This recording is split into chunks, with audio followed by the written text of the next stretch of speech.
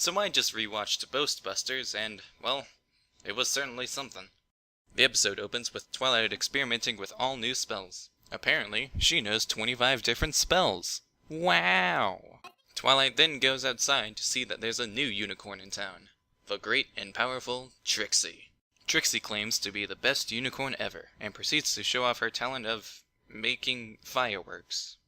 Rarity, Applejack, and Rainbow Dash all talk about how Trixie's annoying because of her use of magic, making Twilight nervous about using her own. Trixie then challenges all of Ponyville to try and be better than her. Because Twilight's so nervous, the other main six that are present try to show up Trixie, which they kind of do in their own ways.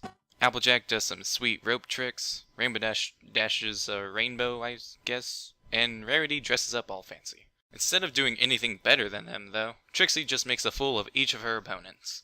The town laughs at the very ponies that saved the world a few weeks ago, and Twilight runs home to avoid using magic.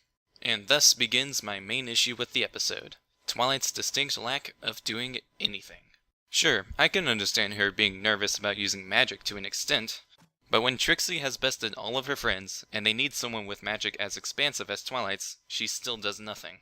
Even Spike brings up the fact that Twilight can beat Trixie without coming off as a show-off, but she still doesn't help because reasons. Maybe it's just because I'm used to how Twilight acts in later seasons, but I find it hard to believe that Twilight would just sit back and do nothing. Back to the plot.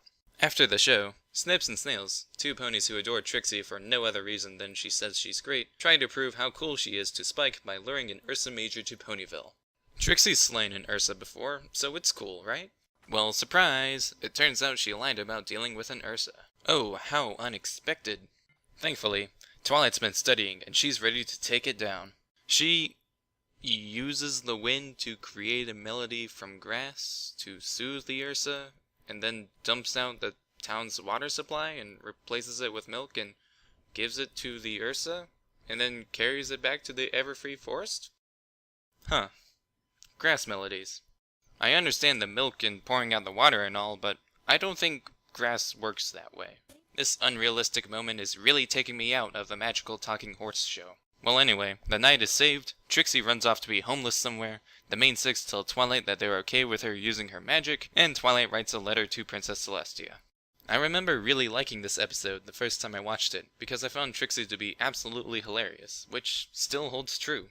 I'll admit, I have a soft spot for arrogant characters like Trixie. But goodness, Snips and Snails. These guys follow the typical stereotype of being the stupid male characters.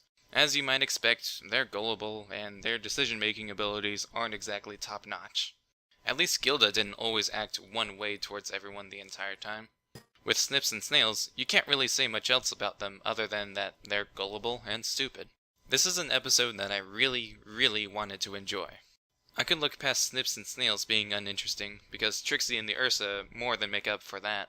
But the way Twilight acted in this episode just doesn't feel right. She didn't help out because the plot demanded it, and that's just lame. I can of course recommend this episode to Trixie fans, since this is one of 2 Trixie episodes. But I feel like those are the only people that can really enjoy this episode. Because of that, it does not get the general recommendation. And that's all I have to say about Boastbusters. Until next time, see ya.